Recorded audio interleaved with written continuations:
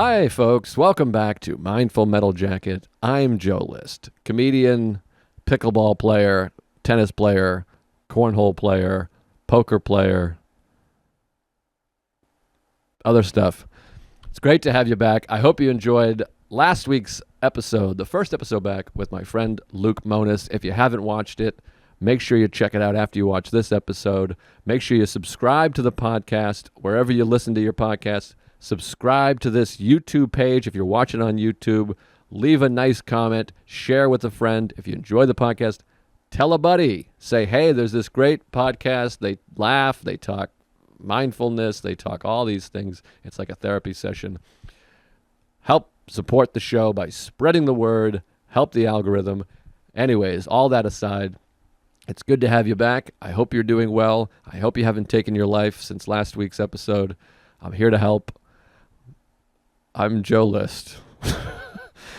This week, we got a banger of an episode. One of my favorite people came to my house on this very couch, this basement. Very exciting. My dear friend, Kerryn Feehan, Marshfield's own, hilarious comic. I assume you know her. If you don't know her, you're about to get to know her. You should get to know her. She's fantastic. She's got a podcast called Only Feehans. I was on there. As we'll discuss, I have the number one selling episode, as far as I know. Hopefully she hasn't had Norman on yet. He'll beat me. That's son of an onion. Great podcast. Also, The Lady Journey. Ladies were just on there. That episode just came out a couple weeks ago. Go check that out. Check out Kerryn's stand-up comedy. She's hilarious. I don't know her handle. At Kerryn Feehan, maybe? Who knows? Anyways, I think she's great. I think she's hilarious. She's wonderful. She came all the way out here, and we had a great time. And I got to apologize because I get a little ADD. We had a great time, but we kept going off. I would ask a question, she'd say something, I'd respond, and then we'd go off the rails. So maybe this will be annoying at times, but we had a lot of laughs. I think it's very funny. We get into her relationship with her dad. We get into our alcoholism. We get into dealing with comments. We talk a little sex at the end. It gets pretty spicy. My wife hates me now. We're getting divorced. But it's a really fun episode. I absolutely adore and love Kerryn. It feels like family. We're both New Englanders. We grew up a few towns apart, as you'll hear. And I think there's a lot of laughs, and I think you'll get a lot out of it. So I hope you enjoyed as much as I did. And I hope you're doing well in your life. Make sure you're kind to others and to yourself. Bad negative self-talk, number one contributor to depression and anxiety, as you know or you should know. So be nice to yourself. Enjoy. And be nice to me. Tell some friends about the podcast. Leave a comment. Leave a text. And if you really want to be nice to yourself, check out BetterHelp, folks. This episode is brought to you by BetterHelp. I'm very grateful for them, not just because they're sponsoring this podcast, because it's a great way to get therapy to people. You don't want to get to the end of your life and realize that you didn't live your life by your values. Therapy can help you figure out what's important to you so you can follow a path that feels right. BetterHelp's online therapy matches you with a licensed therapist who can help you move forward with confidence and excitement. I love therapy. That's all we talk about on here. I think Kerryn and I talked about therapy a little bit, and I can't wait. I'm going tomorrow. I just spent a week on vacation with my family, so I really need my therapist now, and it's the best thing I've ever done for myself. It's the best thing you're going to do for yourself when you go hit up BetterHelp.com. BetterHelp is totally online, so it's convenient, flexible, and suited to your schedule. If that means doing therapy on the go, that's awesome. If you're tuning in from under the covers on a hard day, that's okay too. BetterHelp is here to meet you wherever you are. Just fill out a quick questionnaire to get matched with a therapist. You can switch therapists at any time for free, no questions asked. Let therapy be your map with BetterHelp. Visit BetterHelp.com/METAL metal today to get 10% off your first month. That's 1/10. That's BetterHelp, HELP.com/metal. Using ideas as my maps. Bob Dylan, folks. Anyways, sit back, relax, enjoy this episode of Mindful Metal Jacket with my friend and yours, the wonderful, the delightful, the hilarious Kerryn Feehan. Take it away, me. We're back. We're live. Here we are. starting is hard. Don't you? How do you start yours? Oh God, I go, welcome back to another episode of OnlyFans, and every time I say it, I want to punch myself in the face. Yeah, that's gay. It is. Well, I do an intro. Do you do a solo intro? No. Did you start? It's like I have a little song. Oh, like that plays before the episode starts. Yeah. I check my episode of your podcast because I'm still You're number crushing. one, right? You should be. Am I number one? Absolutely, still? yeah. Even have you had Norman on? Nope. Yeah. But even like Vinny Guadagnino from the Jersey Shore, who's got like 4.3 million followers, you're smoking him. Yeah, fuck that guy. I've never even heard of that guy. I want to move to the Jersey Shore and people, like to the area, Red Bank, but people think of that TV show, which I never watched, and they're like, gross. And I'm like, no, it's like magical. Right. So. Go ahead. Yeah. See you later. You want to come down? Good episode. I'll come to the shore. You know, I'm a Massachusetts person, so I think of like you. So when I think summertime, I think Cape Cod. It's where I was raised.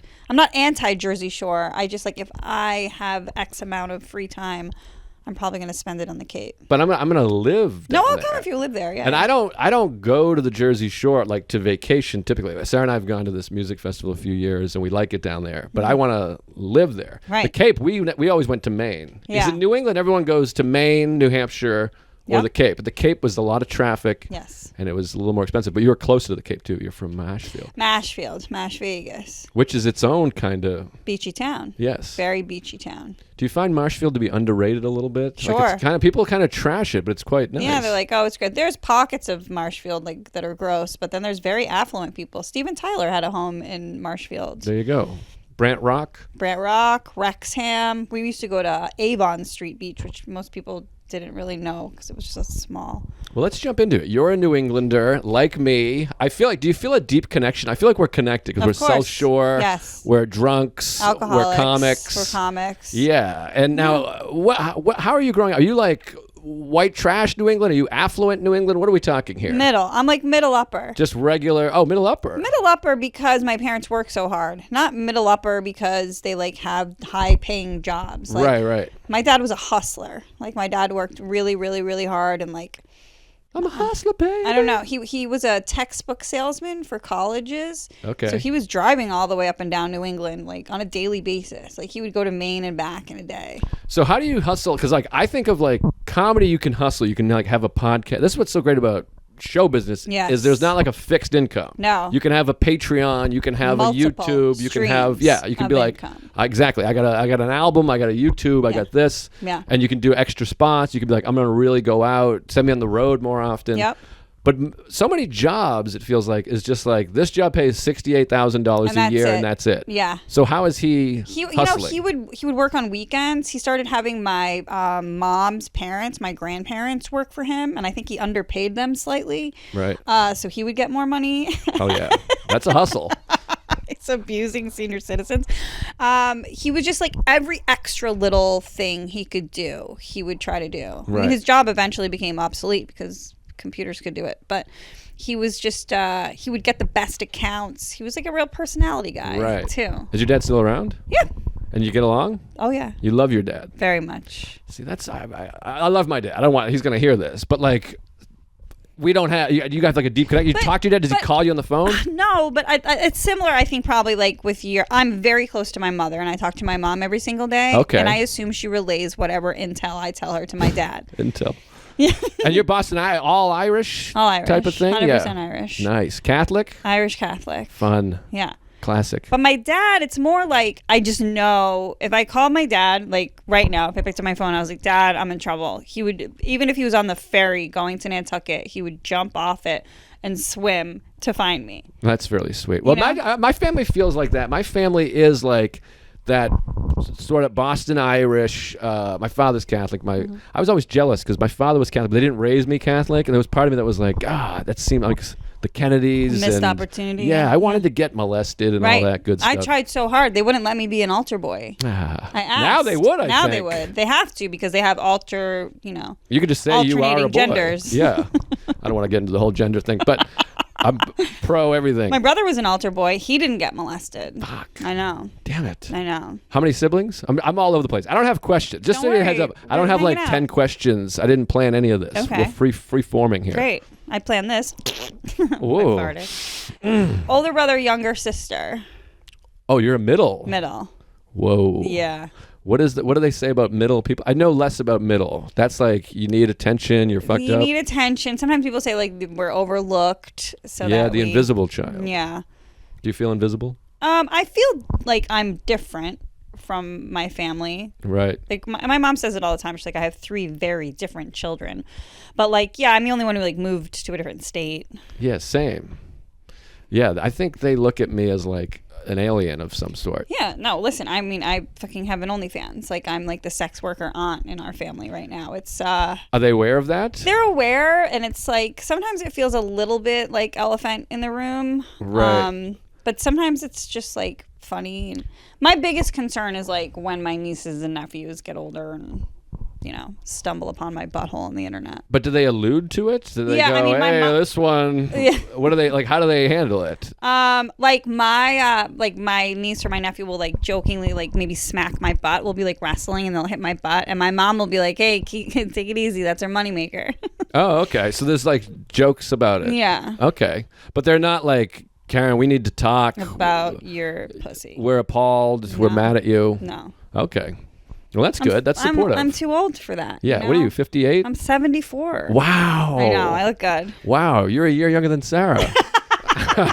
Sarah with child. That's so She's the oldest pregnant woman in the history of the world. She is. I know. I'm so worried, by the way. We're having a kid. I'm doing the math. I'm so excited for you. Thank you. We want you to come be part of our lives. I can't wait. We're here. I tell you this every time. We're huge Feehan fans over here. Every time we go, we wish you saw Kerryn more. We love seeing her. I know. I told you, you're at the stand, which I'm not going to disparage the stand. I love the club, but there's also often a lot of hanger-on-y. There's a lot of people there. Yeah, that's a lot. So I'm always praying for a Feehan. That's nice. Sighting. Same. I'm like, oh my God. I'm always so happy to see both you guys. Now, together, separate, doesn't matter. I'll take it. I appreciate it. I mean, hopefully separate. You probably, know, because we have, No, because I love when you guys are together because you're such a goofball and you say the most wild shit, and then me and Sarah can like make eye contact and have a conversation and be like this fucking this fucking guy, this fucking idiot.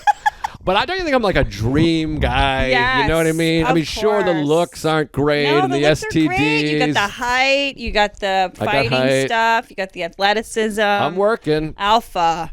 Working. I think mine are a little bigger.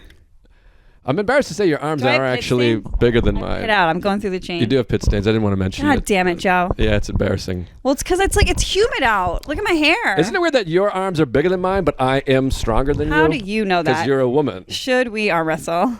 That's pretty wild. That's pretty impressive. First of all, can I mention my left might be bigger because I've been like working my left really hard. May I? Yeah, go ahead. No, I'm much stronger than you. I mean, I just felt Joe, that it's like you're mush. a male. Yeah, I mean, look at that. Yeah. Yeah, that's better. But mine's good for a girl. It is good. No, you have very nice arms. My legs are stronger because I broke my freaking hand. I still can't bend. I remember that. When I did your podcast, it was the day of, I think. Really? Or maybe the day after. Yeah. Something. I'm a pretty hardcore bitch. You really are. You are hardcore. All right, let's rewind. Where were we? Okay, We're talking about my dad, Irish Catholic. I always think you went to Bishop Feehan, but that's just because that's your name. I know. I went to Sacred Heart. Sacred Heart, which is in Plymouth, where our forefathers landed. That's right. And that's a private school? Yes. Oh. Yeah. And I went to Marshfield until we switched when I was in 3rd grade. Home of the Rams, which I always think is weird because I think we were in high school at the same time. Yeah. Right? And then we played Whitman-Hanson. We played you guys. So we might have played Marshfield. You didn't play Sacred Heart. Marshfield, yes. But you were there at one point. When I was way younger. Okay. Because I was going to say, I was like, isn't it weird? Do you ever have this in life where you think, like, you and I could have been at the grocery store at the same time? Yeah, because my best friend, Jen Miley, in high school lived in Whitman, and I would go to her house all the time. There you go. She's probably my age. Yeah, her parents let us drink. It was awesome. What do you think of those parents? Did your parents let you drink? No, my mother bought me a 6-pack of Bud Light once. I had like 20 kids over. How old she were comes you? downstairs, like, I don't know, 17. And I was like, Mom, what are we going to do with fucking 6 beers? How old were you when you let's get into the drinking a little bit. Yeah, this is good stuff. How old were you first 14. drank? Well, 13. I was babysitting with my friend Jamie, and we broke into the parents' liquor cabinet, and we thought we were making mudslides.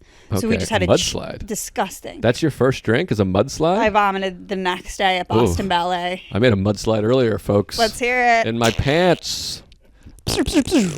Okay, so you tried to make mudslide. How did you even know what a mudslide was? We didn't. We got some chocolate milk, and then we went and poured every kind of booze in it. Oh. And then we put whipped cream on top. Oh. It was disgusting. And we drank the whole thing and put the Playboy channel on. Oh, wow. While this infant was sleeping upstairs. And so were you guys like getting horny? Were you like, we should make out We and were fuck? like giggling, but we didn't make out or anything. We're only 13. So you're 13, you're watching porn, and you're drinking chocolate milk with tequila. And I had ballet the next day. Wow. 10 a.m. ballet class. And I had to leave and vomit. And somehow, I don't know how my mom didn't smell it. I smelled it on myself. So you drank enough to get sick. Yeah. But you also might have been sick from just drinking chocolate the milk. wrong thing. And also lights and darks, like mixing liquors. And stuff. Right. So did you drink you had a couple or you drank like a couple cocktails? I drank the whole thing. I drank like one of those. And then we found some wine coolers too. So we were like taking sips of those. Okay. And now do you feel like many alcoholics, like you drank and you're like, it was life transforming? Absolutely. You're like, this is, okay, you feel like. This is what I'm meant to be. And were you like a really anxious kid before that? Were you troubled, bullied, cool? No. You just wanted to drink? I was very, I think it's just in my genetics. I don't think I'm just like predisposed to alcoholism, but everything was great. Played soccer, played softball, played tennis, did ballet. Wow. Really, was the captain of my speech and debate team in high school, like overachiever. Wow. And did you think that you needed to, how much younger is your younger sibling? She's 3 years younger than me. Okay, so that's always, I've been talking about this a lot. I'm like, I think, and my therapist agreed, and I thought I had like my own theory, and he's like, yeah, there's 3 books about it, you idiot. Fuck you. But I'm We like, can't let you have one theory. but people always talk about parents and your parents this and learned behavior. But I really think the sibling relationship is much more meaningful and traumatic than we think. Because it's like, if you're the first born, you're number one, you're getting all lost. this attention. I know, but you're also lost. You have no path, nobody to show you like what to do. That's a good point. I guess my son's gonna be an only child. He's gonna be great. He's got 2 of the funniest parents in the world. He's gonna be so happy and loved. That's a good point. He's gonna receive a lot of love, and he'll meet a lot of comedians. Who needs more than one kid now, by the way? Like, just do one right. That's a good point. By the way, a lot of people that do like IVF and stuff, they end up accidentally getting pregnant like 3 days later.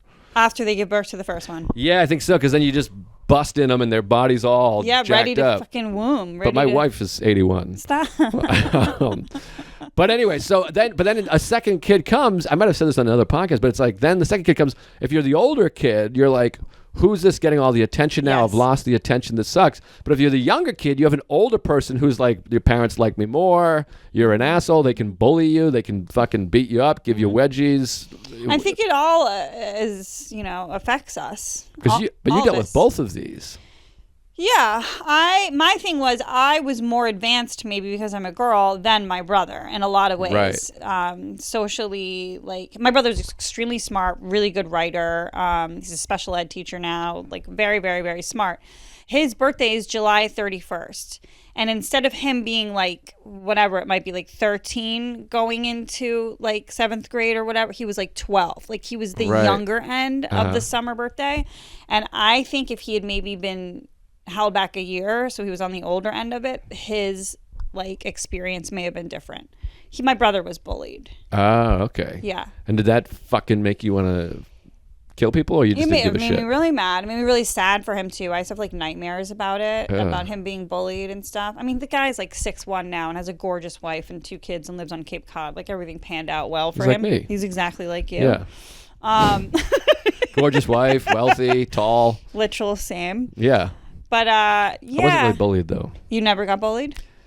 Maybe a little bit, but not really. Believe it or not, people think I'm joking. I was quite cool. No, I was like social. Cool? Yeah, I got the teeth and the lanky and all that stuff, but I was quite adept. Yeah, adept. My brother was really funny. He had like a lot of friends, but like he just was a little younger and a little smaller, so he just got picked on. Right. And he got picked on because of me in high school because I was cute. Oh. So I won homecoming princess when I was a freshman year, and all his friends were up screaming my name, and he's like bright red, super embarrassed. And like that's a dynamic that's got to be hard for an older brother. Right. And so you're saying you were cute at one point.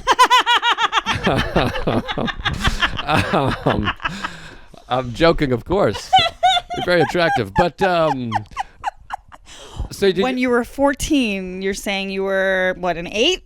So you were very protective of him, but then maybe you felt like you couldn't protect him in some ways. I mean, part of me, yes, but then I also hated his guts. Like, we fought like cats and dogs because he would rat me out about everything. One day I was like sitting on this guy's lap who was like older than me in like high school, and he like came home and told my parents at like the dinner table, and it just turned into this huge fucking thing. Right. And that like stuff like that would happen a lot. Yeah, it's hard to let go of sibling resentment. I mean, I have a sister, we get along well, but you just think about, there's moments where you're like, God, I remember you being like, Dad doesn't like you as much as he likes me, or being like, these are my friends you're hanging out with. And it's hard to get over. Yeah. Because later, obviously, you become an adult and they're like, yeah, hey, let's hang out. And you're like, I remember when we were 8. Did. Yeah. It's very difficult. I mean, some of the worst fights I've ever had have been with my brother and sister. Yeah. Because you know the meanest things to say to them. Of course, yeah. Yeah, we can be the meanest to I always think that, like, the people you're closest with, like, I could, like, go upstairs and ruin Sarah's life. And vice versa. But it's the comfort level. It's like the security that's actually there. You feel safe enough to hurt people's feelings. Of course. I mean, obviously, the closer you are, the more. That's what's so fascinating about life, is that everything is the flip side of, you can't have happy without sad, you can't have good without bad, and you can't have love without the ability to just really destroy somebody. Fucking tear them down. Yeah. It's like the restraint that we're supposed to use to not do that. Yes. That's really what love is. What love is. Is not being upset about dishes and just being like, well, you didn't get your dad's love, or whatever. What do you and Sarah even fight about? We don't fight very. We're not perfect. Big fighter. I'm more perfect than her. Okay. Are you kidding? All right. We're not big fighters. I'm not first of all, this is something I'm working on currently right now. And I'm pretty proud of myself. I had a big confrontation with somebody yesterday. We won't get into it. It was very. I can tell you after. Okay. But I think we're both very afraid of confrontation. Both people pleasers, but also we do get along quite well. Right. You like each other. So yeah, fun. We like each other. We love each other. Yeah. We're not big fighters. Now, when you're in a relationship, are you in a relationship? Not right now. When you're in a relationship, are you somebody that likes to be fiery and fighty? So yeah, I like joking, fighty stuff. Like, sure. I like, poking like people, like pushing their buttons to get. Right. That was I'm thinking about my last relationship. He was like a civilian though, so it always felt like a little unfair. Yeah, of course. He had severe depression, and every single morning I was like a court jester, like trying to get him from like a nothing state, like a zombie, to like some type of facial expression and like communication. Yeah, I know how that goes. And then the guy that I dated seriously before that was Luis J. Gomez, and we did fight a lot, but then we would usually have sex after. Oh, that's nice. Yeah. I mean, a relationship with Luis, I just can't what imagine. What a nightmare, right? I mean, I feel like I was being kidnapped. Like, I woke up one day and I'm like, I'm dating this guy. Even when I would like talk about our relationship, like if I joked about it on Facebook back then or anything, I would put boyfriend in quotes because I could never admit to myself that I was in this. Well, he's a lovable man, and he's very attractive. Sometimes. I mean, there's plenty of evidence this man has made love to a lot of very attractive women. I know. And an amazing, off the charts father, wouldn't you say? Did you have a relationship with his son? Absolutely. No, because he left his family for me. So I felt. Can this go out there? I mean, this is spicy stuff. I say it to him all the time. Okay, great. Do you say it to 14,000 people? It's fine. I've said it on podcasts before. I wasn't interested. Not that I wasn't interested. I felt like it was really inappropriate and disrespectful for me to have a relationship with his son. Certainly at the point that he wanted me to. I thought it was way too early, and we were unstable, and everything felt unstable. And I think James was like 3 or 4 or something. Oh, you guys dated a long time ago. Long time ago. And I was like, well, then because the next relationship I had was like 2 years long. But it's not as like interesting to talk about it. Well, parts of it are. But you know what I mean? I just was like, I'm not meeting this kid. I'm like, you're going to... And I think I always knew deep down that he and I weren't going to last. Right. So I'm like, why am I going to build a relationship with this kid just to have to break up with this toddler? Right. Yeah, that would be difficult. I'm not doing it. I think I had the foresight. Right. Well, he's a great kid. He choked me out the other day at the He's stand. great. Now I see him and it's like, hey, James. And, and now I'm just like Lewis's friend Kerryn, and it's normal and fine. So you and Lewis are fine now? Oh, yeah. Me and Lewis are a great friend. I great, because I'm worried that he's going to like beat me up when he sees this. He's like, you're talking shit with my ex. I'm like, oh, I don't know. She steered it that way. I don't know. Lewis, and like especially like as far as comedians are concerned, he's like in my top 10. Like I consider him like a family member. Below me? No, yes, way below you. And I don't mean talent-wise. No, I said blow me. Okay. Do we pause? Keep it rolling. Patreon. You think I'm not using this footage too? Sarah's cool. Cool as a cucumber.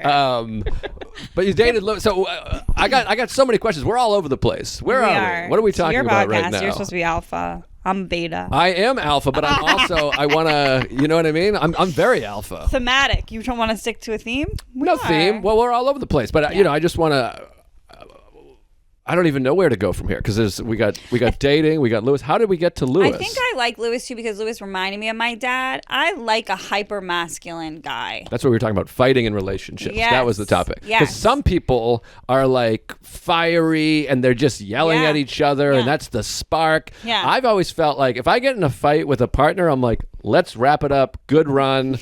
That was crazy. I don't want to argue with anybody or have any debates. A debate I like, but not any kind of... Right. And Sarah's like that. Sarah doesn't want to have a debate about anything. Mm-hmm. Like, if you're like, I don't think that's right, she's like, what the fuck is this? Mm-hmm. And so we don't have a lot of fighting going on. But some people like, that's like... You guys tease each other a lot, though, I feel like. Well, we joke. We're comics. Yeah. I mean, I did say we were coming down here to fuck. Right. So she's cool.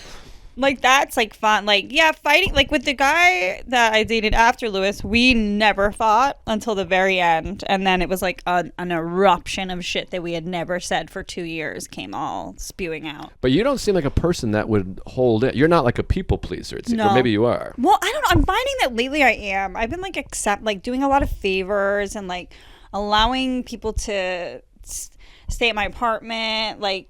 Even like, and I don't care if anybody here, but Peter James Fowler, that little fucking gremlin of a comedian child, he's like 26 years old.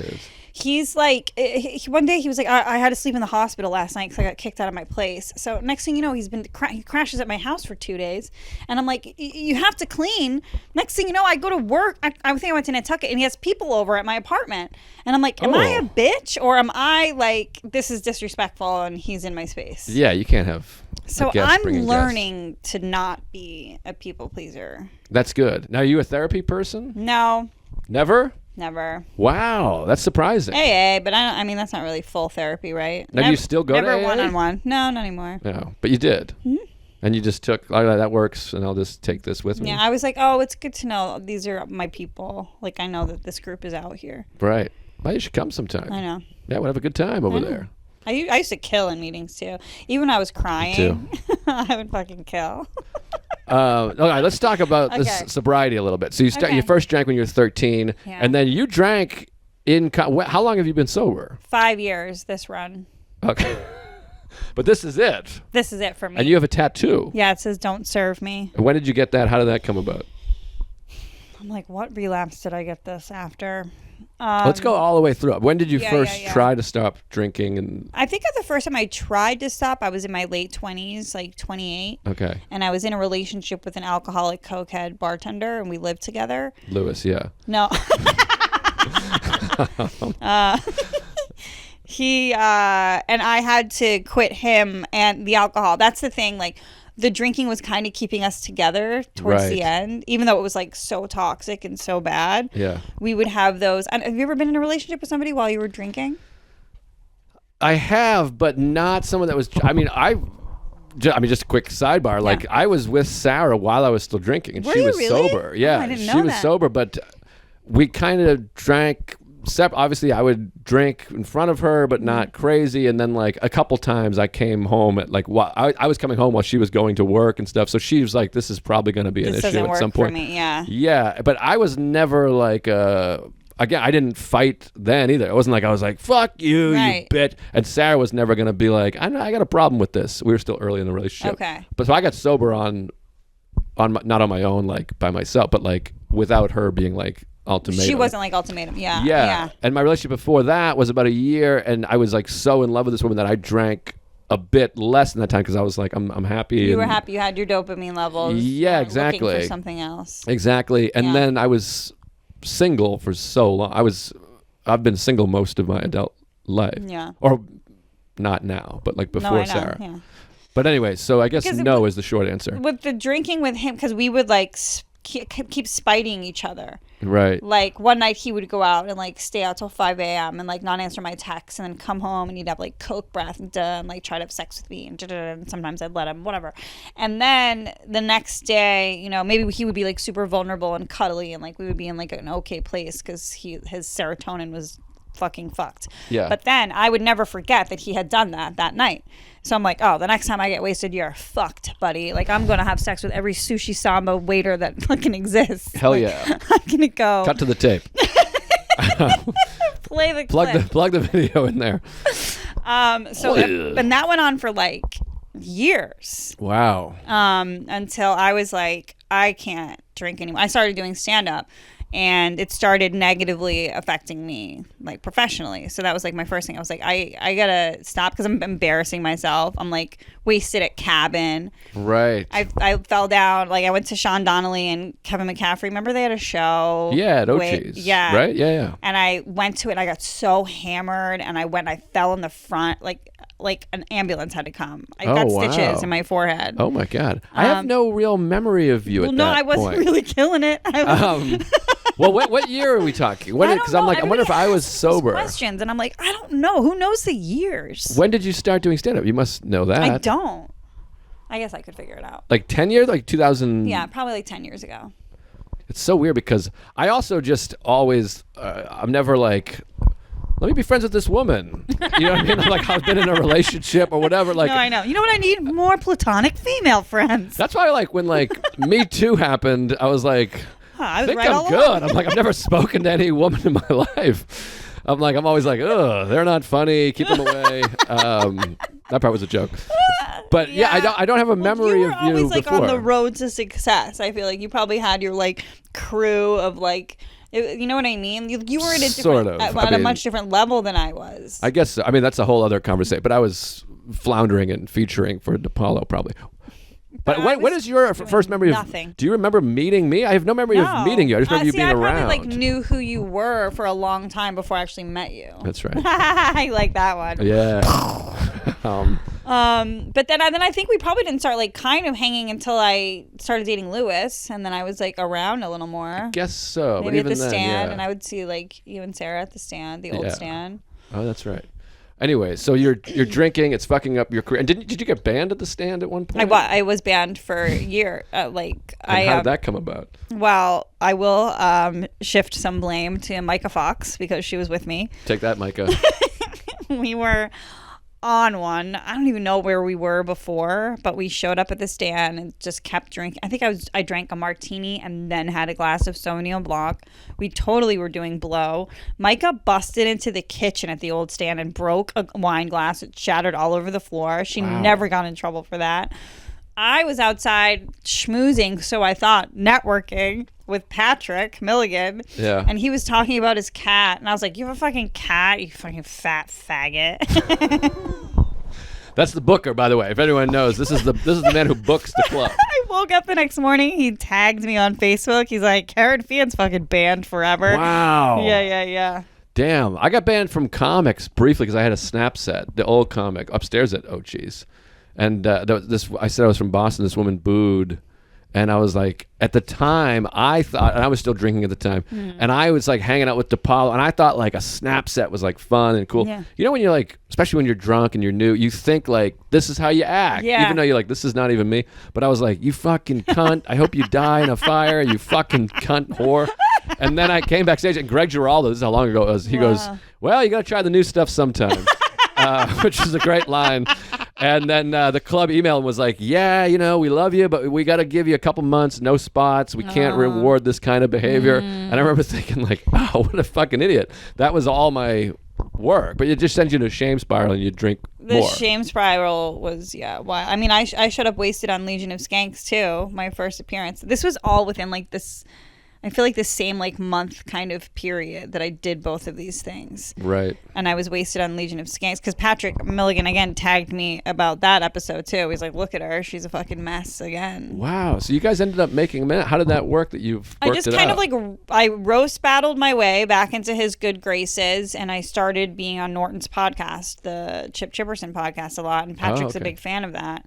And so it was from that, actually. He sent me an email. He's like, I've been watching you on Chip. You're killing it. So send me some avails. And you quit also drinking. Yeah. Oh, yeah. I quit pretty soon after. I relapsed after Lewis and I broke up for like a year. Damn it, Lewis. Yeah. He's just like, he wasn't really good at like finishing a relationship like before he like started another one. I see. I hear you. So I can kind of leave the person like, what the hell? Right. I was getting raped every night. No, I'm not. I'm just kidding. I'm kidding. That's a joke. I just want to say Lewis is one of my favorite rapists. No, Lewis is one of my favorite people. Joking. Great comic, great guy, great friend. Check out the Regs. I love him. And also just a real ass podcast. Truly phenomenal dad. Great. He knows I love him. I long to be. But it wouldn't have mattered who I broke up with. You know what I mean? Like, of course. I was just in a place. I mean, I relapsed after I broke up with the Lucas brothers. I dated them before I dated Lewis. What do you mean you dated them? Well, I dated Keith. But it's like they could have switched. They have first names? What do you call them? Wait, what is it? Thing 1 and Thing 2. Keith and don't tell me. It's Kenny. I was going to get it, even if you didn't say it. But so you dated one of them. Yep. Did the other one ever fuck you under the guise that it was? First time. Also rape, by the way. The first time I made out with Kenny. And this, I was drinking at this point too. I'm listening. And then I ended up dating Keith. So I feel like between like something happened in those first few days where Kenny was like, I don't know, man, I don't really like her, and Keith's like, I'll take her. Wow, I'll swoop in. Love the swoop in. I loved dating Keith though. He was awesome. They seem like really sweet guys. I mean, I don't know them too well, but every time I see them, they're extremely nice. Extremely intelligent, super funny. Keith and I used to have a great time together. That's great. Yeah. Now, you're not against dating comedians, obviously. I love comics. Yeah. Sometimes I think it can add. Sometimes I think it can add that, this competitive element that kind of stinks. Like, right. Because inevitably, you're not going to be at the exact same place as the person you're dating. Sure. So, unless you're the Lucas brothers. Correct. They're always at the same level. Correct. So, like, I don't know. That's the only thing because it's a weird dynamic. If you're more successful than the guy comic you're dating, that's kind of like, feels like dry vagina. And then the other way around, I don't know. That's a turnoff to be more successful? If I'm more successful than you, yeah, I'm probably going to be turned off. Wow. So we would work in that department. What are we basing success on? Income or... All of it. TV credits. All of it. All right. That's really strange. You'd be turned off if you make more than somebody, but you make a lot of money. You're doing very well. Right. But it's not all comedy. Right, but you're doing well. Yes, I'm doing well. All right. Right now, I mean, I wouldn't care. I would date a garbage man right now if he was just like big. Like right now, I just want a big fucking not mean, but like tough dude with like forearm tattoos. Oh, jeez. That's what I want. I got no shot. I want Popeye. I want Popeye forearms tatted up. Wow. Okay. My neighbor Ronan, he's got big forearms. You try to hook me up with Ronan Hirschberg every time I see him. I know he's in a relationship. He's in a very serious relationship with my friend Kate. He has like a live-in girlfriend. Stop doing I'm just going by the forearms. I'm just trying to think forearms. Ronan's the first one who pops in your head. Well, he is the person I most recently saw. But he's not really a garbage man. He's got some garbage movie opinions. Siobhan single still? I don't know. He's not. No, he's not? No. I can't even get Siobhan? No, I don't have many single guy friends. I'm trying to think here. Not that you asked to be hooked up with. Now I'm just trying to think of single guy friends. I'm looking at photos. There's Soder, Tom Dustin. These guys are all in their 60s or dead. Yeah. I don't know. Dustin. No. That wouldn't work out. He's got a girlfriend too. Hey folks, Mindful Mental Jacket is brought to you by Factor. When I'm feeling overwhelmed, the first thing to go on the back burner is cooking a nutritious meal. In fact, I don't think I've ever cooked a nutritious meal in my life. My diet is atrocious, especially when I'm stressed. before I even know what's going on, I'm already just heading to McDonald's. We've all been there. I eat it like a son of an onion. Right now I'm recording in Los Angeles. I've eaten nothing but cheeseburgers, and it's not good. I feel like crap the next morning. I feel hungover. It's terrible for you. But that's why I started using Factor. Factor has you covered. They're America's #1 ready-to-eat meal kit. Everything is delivered right to your door so you can stay on top of your health goals and your busy schedule. This stuff rules. They're kind enough to sponsor the show, so support them just for that reason. But they were kind enough to send some stuff to my house. I'm loving it. You can just pop it in the microwave, pop it in the stove. It is killer meal, healthy. I'm trying to eat healthy. You know I struggle with this. It's a huge part of mental health. So start with your diet. It's food, fuel for your mental health. Factor's fresh, never frozen meals take just 2 minutes to prepare. Some meal times are quick, easy, and delicious. With over 34 weekly restaurant quality options, there's always something new to try. And Factor's flavor-packed meals fit in a variety of lifestyles, from keto and calorie conscious to vegan and vegetarian. Head to factormeals.com/metal50 and use code METAL50 to get 50% off. That's insane. That's a ridiculous deal. That's code METAL50 at factormeals.com/metal50 to get 50% off. Do it now. Do it today. I did something stupid recently. I hope that the person who this is about doesn't watch it, but whatever. There was a person who was like hitting on me like incessantly, like every time I saw him, and he's way too young for me, and it was not a good idea. And I would always be like, no.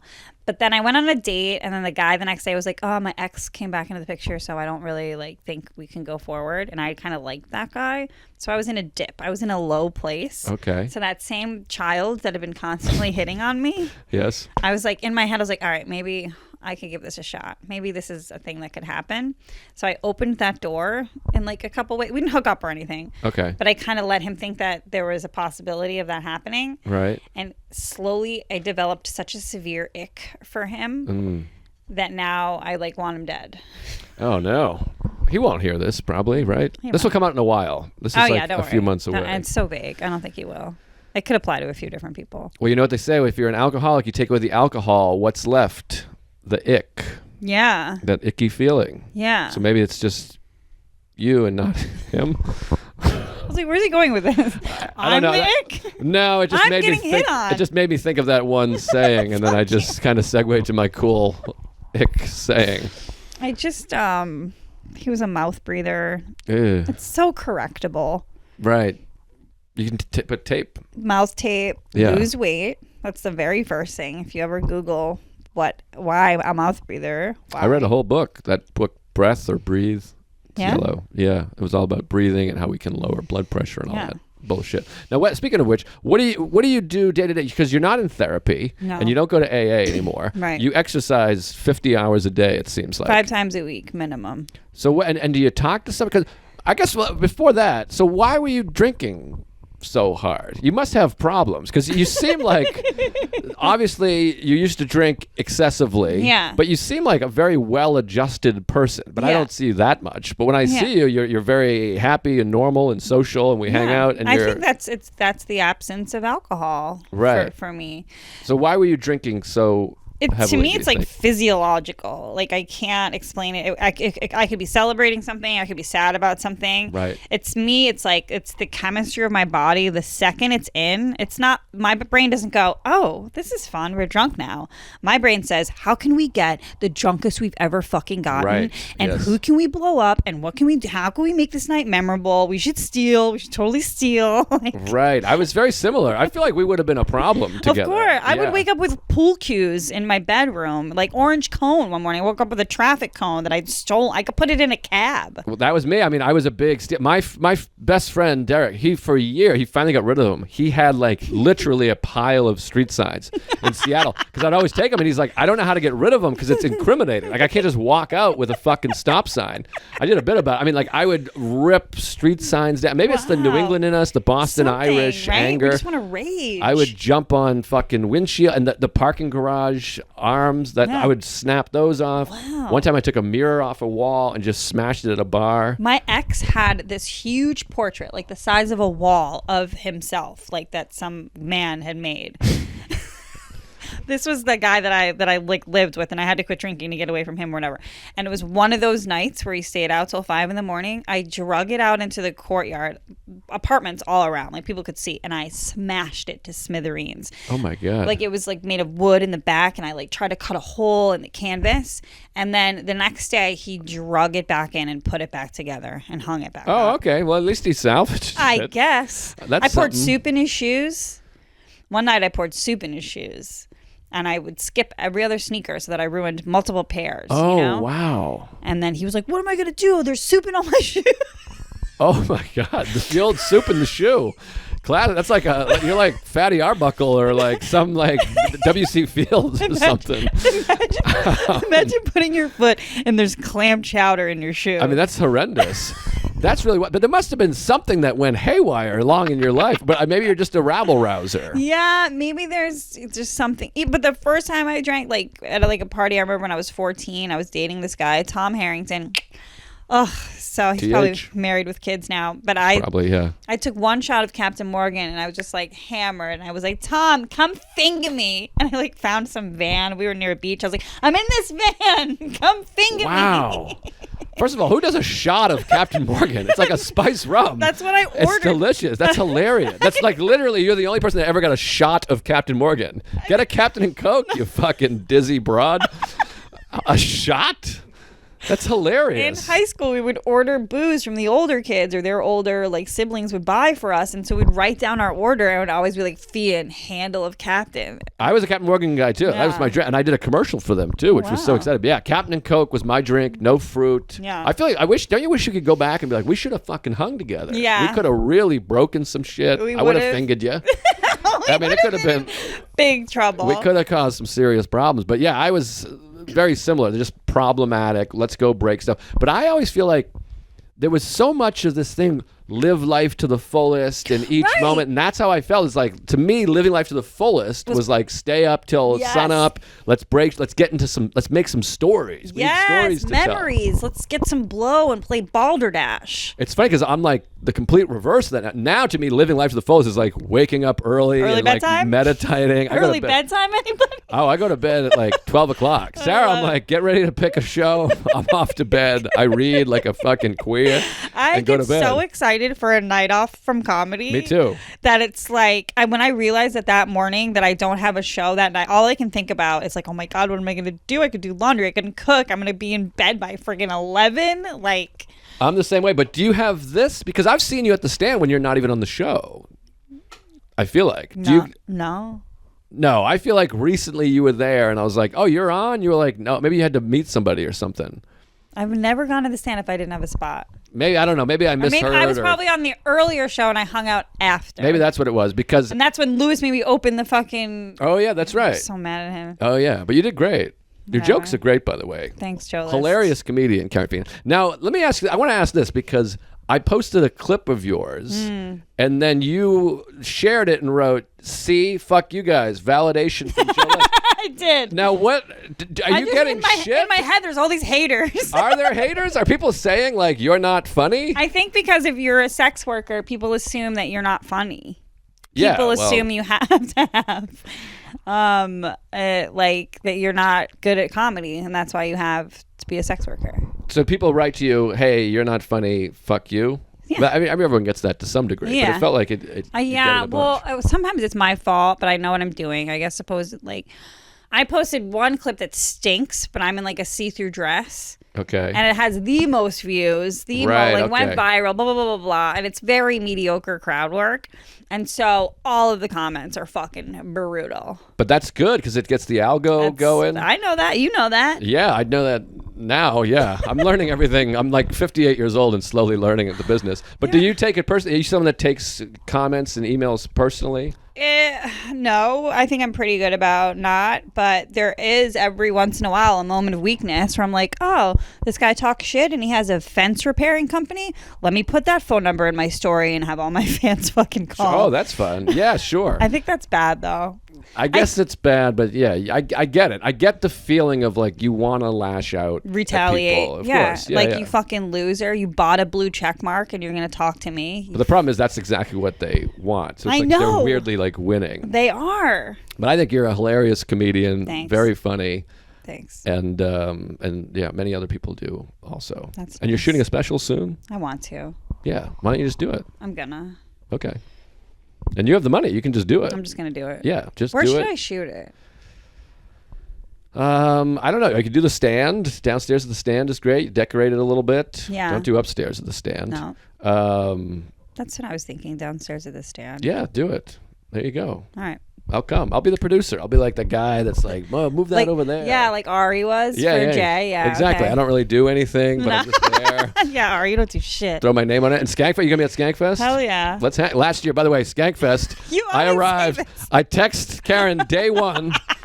I'm like, hey, you in Vegas? Yeah. And I'm like, where are you? Like, green room. And then I went to the wrong green room. The lesser the green room. fucking dork green You room. went to the dork green room. And then I was like, which green room? I don't see anybody in here. I'm like, it's me, Radio silence.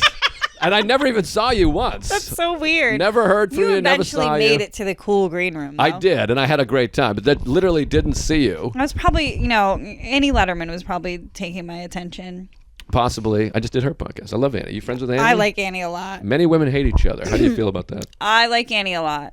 Annie's like similar to me, where like we think mean is funny and like all's fair, Yeah. Very funny.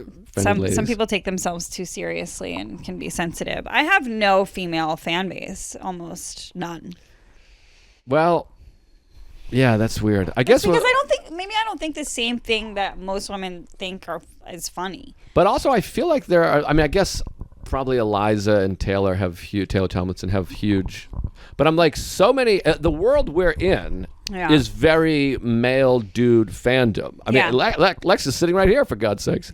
He's a big comedy fan. Yeah. But like, you're in the similar world of like Tuesdays with Stories, Legion of Skanks, Bennington, The Stand, like Norton, Skankfest, and Norton, all of the course. stuff, Yeah, exactly. Which is a heavy male. It's heavy male, but it's also the funniest. It's not like men are funny. I know. And but I think sexier. that's it too. Like, I think men are funnier. Yeah, my favorite Simpsons joke of all time. Homer, he prefers the company of men. Who doesn't? It's just like I don't. Sometimes I just feel like women can be really self-indulgent with their shit, and they want to talk about their feelings all the time. They want to blame men for like why they're alone, and I'm just like, maybe I don't know, do some sit-ups. Right. Well, you're like a ball busty chick. You're like one of the guys. Right. But I also like, I don't know if I'm a guy's girl. I always feel like everybody hates the guy's girl. Yeah, I guess. Or girls hate the guy's girl. I don't know. Maybe guys don't mind the guy's girl, but I always. But you obviously have many female friends. It's just fans and stuff. I think it's just this world we're in. We just, like Skankfest, there's not like a ton of ladies there. No. There's a few. There's like two hot ones, a few wildebeests, and it's a bunch of fat asshole dudes with tattoos.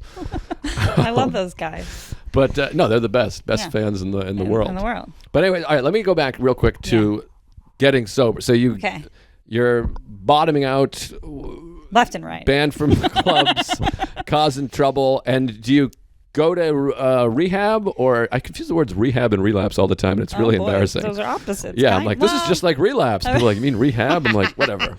My mom took me to my first AA meeting. So after I fell, is she in AA? No. Oh, she just took you. They both of my parents had alcoholic parents, so they're pretty reserved with their drinking, just naturally. After I got this scar on my head, I had a goose egg like on my forehead, and I had cut bangs the night before, like drunken at home. So it was just like, so it was like alfalfa. Like it was like so bad.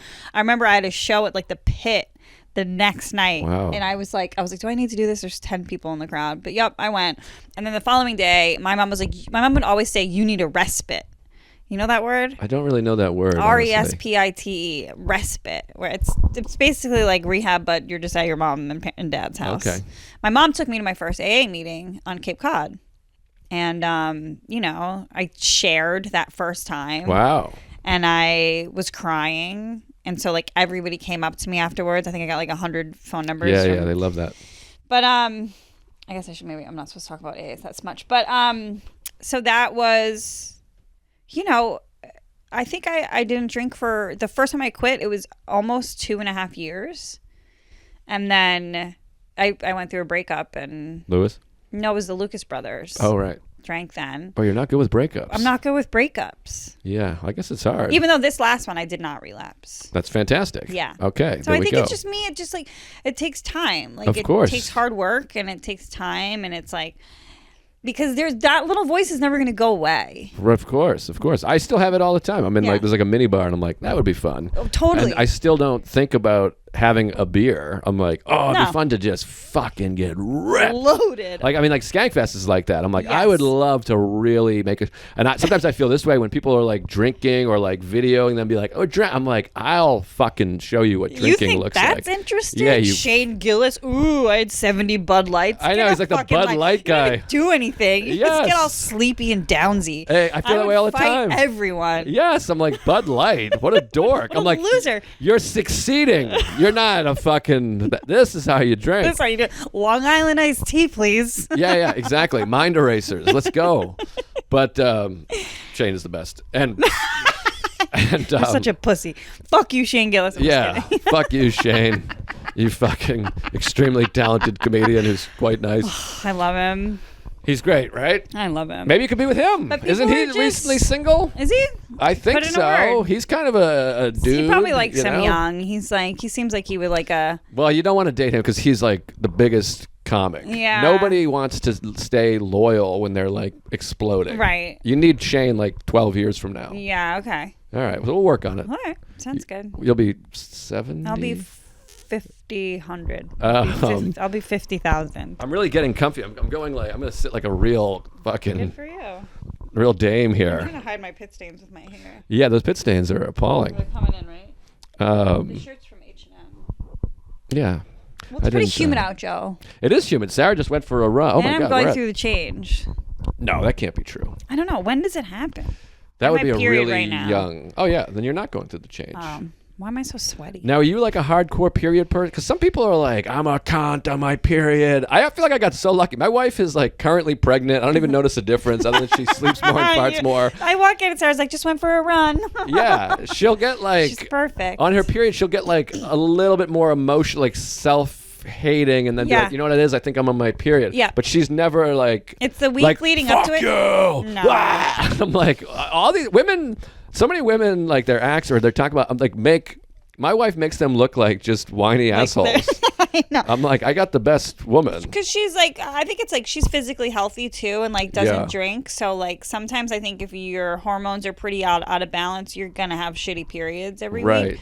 So she's probably just stable across the board. Mine are pretty fine. Like I just get the sad sometimes and I'm like, why am I sad? And then I'll get my period the next day. I'm like, oh, that's why. It's interesting because maybe I'm on my period a lot because I feel sad. Do you deal with just a vague emptiness sometimes and downtime? Do you ever have that where you're like, oh my God, my life's worthless? Why are we like that? Yeah, it's like we're so busy. Yes. I work. I'm currently trying to work on it because I'm like I have to fill up every day with everything and do 8,000 things, and it's like if I have 2 days off, I'm like I'm failing. And then you look on Instagram, like everybody's succeeding, everybody's like blowing past you in this race of life, and you have like 2 days off. Right. But it's like no. We need our days off. We need to reset and recharge so that we're better. And there's also something to be said of not giving everybody every second of your life. I agree. Thank you for being so open and personal for all these strangers here. But I just have, it's so weird. I'm just like, oh God, I have like an emptiness. But I read recently that it could be repressed anger. Repressed anger results in that. And I've read this great book, Healing Back Pain. I don't know if you read that book about, how like pain manifests in your body from repressed anger. And I have tight hips, and I think that's from like repressed emotional shit that I don't let out. It could be, I think. So I'm working on that. Let's work on that. Yeah. Let's fucking start snapping on people. Have you ever had shingles? We talked about this. I had shingles recently. I had shingles like a month ago. No, you didn't. Yeah, I think I still have a. Yeah, see? Oh my God. Shingle scar. I didn't know that. Yeah. How bad was it? It wasn't that bad. I mean, it was just this one spot. But did you have any other symptoms? Because when I had it, I felt like I was wearing a corset made of nails, and every time I inhaled, it was very painful. It was just here. It was quite painful. I think it was relatively mild, but I also, because I have herpes, which is very similar, I had on hand Valtrex. Oh. So I immediately just started taking Valtrex, which I think helped a lot. They didn't give me Valtrex when I got it. That's crazy. They gave me an NSAID. They just gave me a ton of pain pills. Oh, God. You could have fucking had a horrible relapse. Yeah. Damn. But, dude, when I broke my hand, the oxys, I was like, oh, I get it. I saw you one night, and I was like, Kerryn's fucked up right now. I was like, I get it. How people get addicted to these fucking... It was only the constipation that brought me out of it. I was like, I love pooping way too much to be addicted to this drug. Yeah, I bumped into you at the stand, and I was like, oh, man, Kerryn's all fucked up. Oxys are wild, man. Relapse, baby. No, I had that. I had a not oxys, but I did I had a upper endoscopy or endoscopy, whatever you call it, and they give you propofol, and I like woke up and I was like, fucking yeah. I know. Like, woo!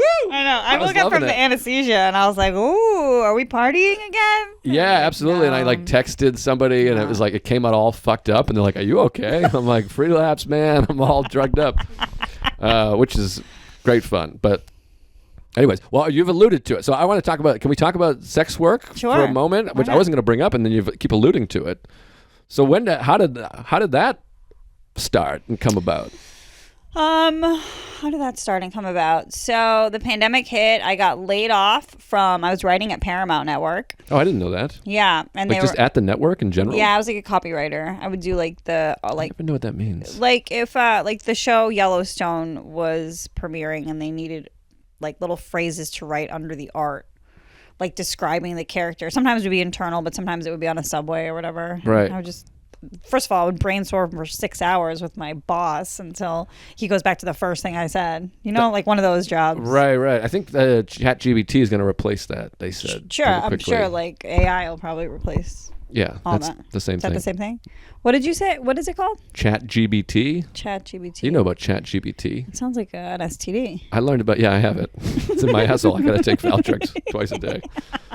Did you get any STD? Were you an STD person? I don't have any somehow. No herpes? Knock on wood. You want it? Sarah? I could have used a Valtrex when I had shingles. Never, what's the other one with the like snot drips out of your stuff? No. Chlamydia? No. Wow. Isn't it weird that like you're like hot chick, no STDs, everyone perceives me as like a nerd, the fucked up teeth, the forehead, the jawline. STD. I had warts too. I had warts and herpes, the big two. Genital warts? Yeah. Oh my gosh. Big time. Wait, where do those lie? On my genitals. like on my dick, like the base of my dick. Yeah, it was bad. Were they like barnacles? It was bad, and it felt more shameful than the herpes. Because herpes, you kind of just like, it's there, and then you just, whatever, it goes away, you take pills. Like, I've had a planter's wart on my foot. Yeah, I had that on my dick. A bunch. Did they have to burn them off? Yeah, it was actually pretty amazing. No, they don't. No, I still, to this day, give money. I don't care about abortion, but I still give money to Planned Parenthood because I went to Planned Parenthood. I thought you were going to, the Genital Warts Association. I do care about abortion. But G-Dub. I went to Planned Parenthood. It was amazing. I tried all these doctors, and someone was like, you can go to Planned, and they were all like $10,000. Yeah. And then I went to Planned Parenthood. And there's ladies outside like, don't kill your baby. And you're like, what the fuck? And I was like, I'm excuse a dude. me, I have braille on my cock right now. But I went and the lady was very sweet and discreet, and she put on, it's like an acid. She just put it on and it kind of like sizzled for like a minute. And then they turned like black. How's that conversation while you're sizzling? You're like, so. It was. I tried to write a short film about it. It wasn't great, but about like falling in love with her. Cause I wasn't really in love with her, but she was very attractive, and like we just had like a nice rapport. Connection. Yeah. While she's burning your dick warts off. Well, you can't have more of a connection than like. There's nothing more vulnerable than having like your flaccid dick. Sarah's never seen my flaccid dick. You know what I mean? And she's like moving it and putting like whiteout on it and shit. So it felt very. It was very. I can't. We felt very connected. I'm dying. But and then eventually they just fall off, and you feel like $1 million. It's worth having them just for the feeling of like, woo. I love how you were like, let's talk about your sex work, and I just fucking boomeranged it to your dick warts. I know. Now we're on to my like horrible sex shame. Now, do you deal with sex related to? Sex work or sex? Do you feel shame? Because I'm like riddled with sex shame. And I thought maybe it's Catholicism, Boston, Irish. I mean, people certainly try to inflict it upon me. Of course. You have to deal with that. But I come from a place of like the biggest thing is like the dad comments, I think, that people say, you know, and like just like male members of my family and how like they would be affected by my behavior. And like we were talking about my dad earlier, like my dad doesn't know that I have sex. Like, right. As far as my dad's concerned, I don't have genitals at all. Like, I look like Barbie naked. Like, sure. That's the type of guy he is. That's the type of, people he like associates with. Like, my dad's not on the internet like that. Like, right. He barely understands Facebook. So for me, like, I don't really understand, like, that being that close to your dad, talking to your dad about your sexual partners, personally, and it's my opinion, sure, it's fucking weird.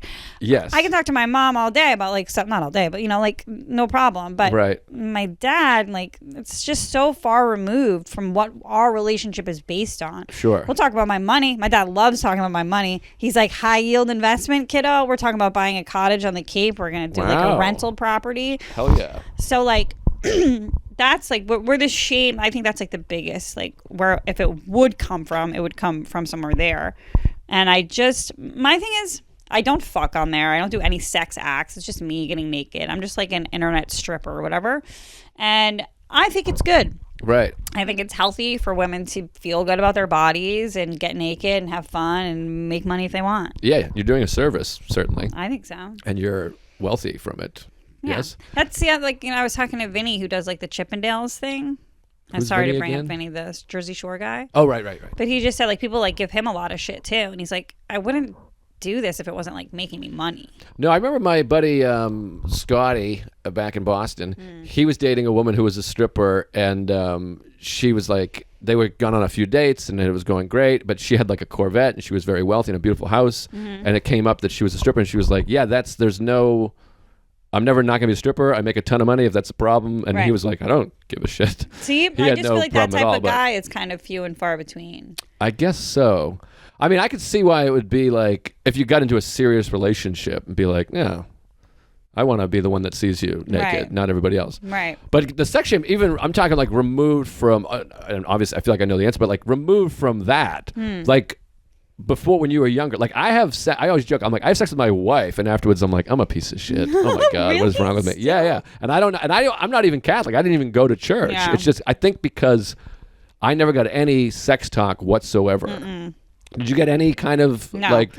I got thrown a teenage body book when I was 13, right. And then we had nuns giving sex education courses. Yeah, it's so weird. I'm like, I don't know what that is, but like, I'll be like, I'll bust out like a fantasy or something, and then I'm like, afterwards, even if my wife is accepting and goes with it, I'm like, oh my god, I'm so sorry, I'm such awful. A pig. Oh my the god. Second I come, I'm like, I'm a piece of shit. What is wrong with me? Yeah, but you don't have that. No, I mean, I like also like wasn't really orgasming until later in life. Like I dated just so many men who none of them gave a shit if I came or not.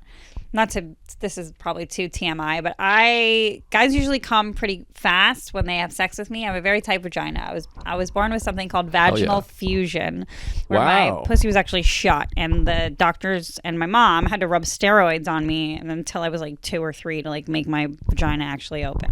Wow. So it's just like never. It's always about the guy being like, "Oh my god, this is so great," and I'm like, A, it hurts a little. Right. And B, like, can we, and I have, like, now that I'm older, like, I can make myself come. Thank God. But even nowadays, when I have sex with a guy and I will give specific instructions, I'm like, it's very easy to get me to come. You have to do this, while I say this, and you say this, and I do this. Wow. And they just get so fucking distracted that they don't have the patience for my orgasms. That's so interesting, because this is not a sexual virtue signal. I'm like the complete reverse of that. Oh, of course it is. Well, I'm going to tell you why.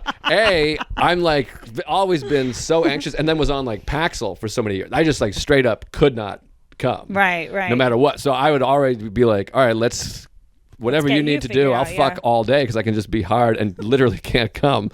But I'm also like a mental patient. So like, I'm like, I have trouble pissing. Like it takes me a half an hour to urinate. Really? If there's any kind of noise or if anyone's nearby, it's really bad. I have to run the water and all that stuff. Like it's just my brain to dick connection. And also, like, to I'll me, pee in a woman, no problem. I'll right on her face. But to me, it's like the hottest part of sex is the woman orgasming. That's the sexiest thing, is like a woman fucking bending the back and the eyes and the coming. I've seen orgasms. But so that to me, I've never like, maybe like Sarah and I have sex 10,000, whatever it is, 900 times. Yeah. Yeah. I've come before her like 3 times, maybe. Wow. Because I'm just like, yeah, you do your thing. Yeah. And then usually I end up, not usually, but like 30% of the time, I end up not coming because I'm listening in my head. Because I always think once a woman has, and maybe you could shed some light on this, once a woman has come, she's like, as soon as I come, I'm no longer interested in sex. Yeah. I assume the woman is like that. Yeah. She comes, and now she's like, I hate this man. And I'm just fucking like, pounding a woman who's bored. Is that about right? I've had certain experience. So if I come, like right after I come, the viscosity down there is like viscosity. Mwah. Yeah, like What's the that mean? Viscous nature of the stuff. You used the root word to describe a word I didn't know. Fluidity. Yes, Fluidity. thank you, Alex. Oh, that yeah. makes sense. So down there. So like for me, like I've like already orgasmed, but there's a potential I could come again, A. Right. And I'm excited for him to feel how fucking wet that is. That's nice. By the way, we should have opened with this. This is going to get all the... Fucking Can I fast clip forward. this? We got to put, what do you call it? Timestamps. Kerryn talks about coming. Oh my God, this is long. We gotta wrap it up. Okay. Sorry. Oh, why I hate condoms. I say, Boom. like, so I also, even when I watch porn and stuff, I actualize like with the guy. Like, there's something about guys having pleasure that turns me on. That's what I'm saying. That's me. That's immensely. the same way. Right. Reverse, but I don't find that I've experienced. Sometimes it's not about my pleasure. It's about them winning because I came. Right. So they'll be like fucking me and like in my ear, like, come for me. And I'm like, well, now I'm definitely not going to do it. I have a joke like that. Similar to that. Yeah. So it's like, now I'm definitely not going to do it. And that's what has been the case for me. And then certain people, I have been done and out of it and like not wet and no longer aroused, but the guy's still like very turned on. That like I've almost it's not rape, but I hope not. That's like most of my sex. But I've with my wife. She's just like, that's what I'm saying. She's like, I'm done. Can we wrap this up? Yeah. She never says that. She's extremely supportive. For me, I will express that I'm having discomfort. Like I'm like, well, okay. don't you use lube? No lube in the house? I guess like once in a while. I typically don't need it, but we're all lube. We just go right to the lube. Yeah. I don't see why not. There's nothing we wrong go with it. straight to lube and vibrator. I like lube, but I don't like any like flavored lubes. I like a very we're simple. not assholes. Yeah, but some people come in with like some like fucking cinnamon lube, and I'm like, get that away from my fucking pussy. No, that's wacky. But so I have expressed discomfort, and like the guy will just like not stop until he comes, and that just kind of sucks for the girl. Yeah, normally again, this is like the majority of my, not the majority, but like I'm doing that. I feel bad. So I'll just pull out and jerk off. And usually I'm like, sit on me, sit on my chest, sit on my face. Yeah, and that's hot. easy because Sarah can play Candy Crush or whatever. I was just going to say she's solitaire. Yeah, like, she can just sit there and like 100%. I'm like, and it literally is the more checked out she is, the better because I'm not no worried pressure. about her. Yeah, exactly. So. What are you There you thinking go. about when you're jerking off, though? It's still her? Or? I'm looking at her tit. Yeah, she'll sit okay. on me, and I'm like, look at those That's tits. great. And then the nice thing about a chest sit, which Yeah. I was just I said this on stage the other day, and then this couple afterwards was like, what are you talking about? Like, what way is she facing? And it They seemed didn't mind understand blowing. Were they fat? They're not all big. Fat people They can't weren't fuck the same as that us. fat, but I was like, what do you mean? Like, I don't understand what you don't understand. Like, her pussy's here and Yeah. her tits are there. It's I'm like, best what view. would, yeah. Great view. So anyways, yeah, I'm just thinking, let me come, and there Yeah. are her tits. That's nice. Like, my thing is, I like if the guy puts his dick in my mouth, lets me rub my own clit, and just calls me a good girl. Wow. That's very simple. I can do that. That's like the easiest thing I've ever Sarah, heard. go for another run. That's all right. I think I've done actually exactly that. That's like the gateway. That's like the entry. You know what I mean? I'm like, this is like, and then from there, I need a lot of verbal. I need a lot of talk. I'm very similar. Yes. Yeah. Well, especially in a relationship because it's like we've done the damn thing. So it's like I'm all talk now. Yeah. I'm like a girl in that way. I'm like I need a situational thing there. The guy that I dated, like most recently, I was like more of the initiator. I'm so in love with him. He's so fucking hot. Like, just crazy. Do I know this person? No. Damn. Just like raging like attraction to him. And But I was always the one initiating, which kind of sucked after a while. It's so fascinating to me. Again, I'm a complete reverse. I mean, so many of these things I'm saying are just jokes in my act. But like, Sarah initiated the first time we've ever had sex, and she hasn't initiated again. It's just been me since. And by initiate, we're married and we're awkward. So our sex is like, hey, do you want to have sex right now? And she's like, okay. There's no so I'm going to reach over and make a move here. I'm not like, I love it. Ooh. I'm just like, do you want to have sex right now? Yeah, okay. Or nah. I'm like, that's all right. Well, whatever. Yeah. That's the best. But we got to wrap up. All right. I mean, it's like podcast. 7 p.m. Is it 8:30? It's 4:10. 4:10. Almost 4:20, bro. You still smoke weed? How much weed do you smoke? A lot? A little? I have no problem like taking a week off from weed. Like if I run out of weed, I'm not like, oh my God, I need more weed. Right. Yeah, I remember. I feel like you were worried that I was going to hate you because you smoked weed. Yeah, because Rich Voss hates it when I smoke weed, and I was projecting, I guess. Oh yeah, don't project. Well, yeah, I'm like I don't care. But Voss is like serious. He kicked whatever that guy's name is out of the green room. Who? The drug dealer guy. Well, maybe we shouldn't say his name now. Yeah, I know who you're talking about. Yeah, I didn't know he did kicked that. him out. Yeah, it was like a big confrontation, I guess. Oh, really? Yeah. I love Voss. I thought you were going to say the drug dealer's name. I was like, but anyway, we got to wrap up. Thank you so much for doing the show. I've wanted you on the show. Here you completely bailed on it one time. That's not true. Well, you bailed on the hang. I bailed on the hang. Yeah, I was bummed because you have a pool. I had a reason. Yeah, it was the pool. It was the D-MILFs hang at the pool, like the first pool day. What's D-MILFs? The dog moms I'd like to fuck. It's my dog mom crew. Oh, fun. Well, anyways, I think you're great. I love seeing you. You're a good person, and I want you to have a role in my baby's life. Yeah, I will. Come hang out. Rich Auntie Kerryn. And when we move out to Red Bank, we'll be really even closer to downtown Manhattan. I can probably take a ferry. Yes. Well, my goal, I want to have a boat. I want to take the boat up to the city. Look at you.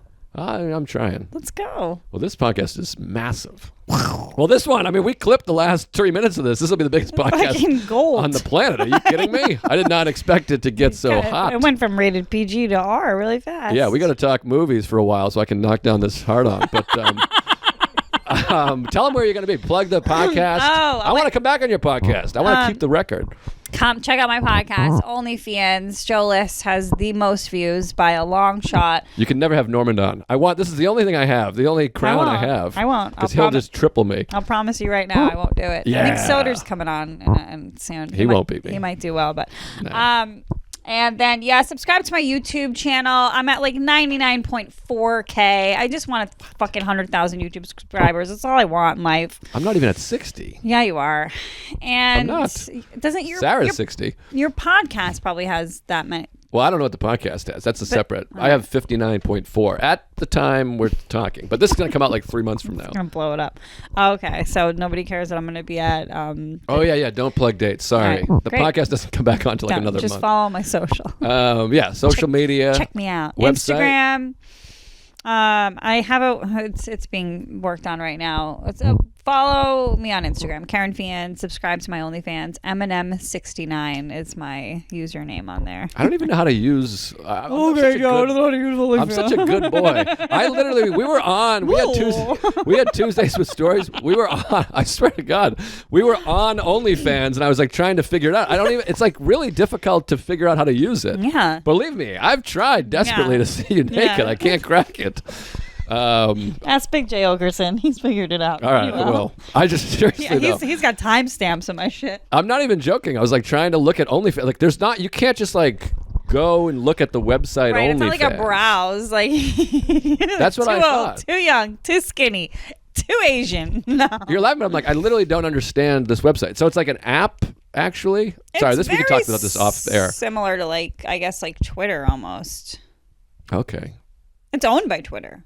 Wow, all right. I didn't know there was porn on Twitter. I'm such a fucking good boy. Twitter's the Wild West. Chris Scopo was telling me, he's like, I watch porn on Twitter. Yeah. And I felt like I'm 100 years old. I'm like, the what? What? I was like... That's where I send my funnies. I was like, that's for puns. Twitter's for puns. I had no idea there was just like illicit fucking wild sex on Twitter. But anyways, we can continue this off air. Thanks for watching the show. Subscribe, share, tell a friend, comment, all that bullshit. Check out my website, comedianjoelist.com, at Joe List Comedy on Instagram. My special should be out now or it's coming out. I don't know. I got 3 specials on YouTube. This year's material, I Hate Myself and Enough for Everybody. And check them out. And thanks again, Kerryn. That was great. Thank you, Joe List. You're welcome.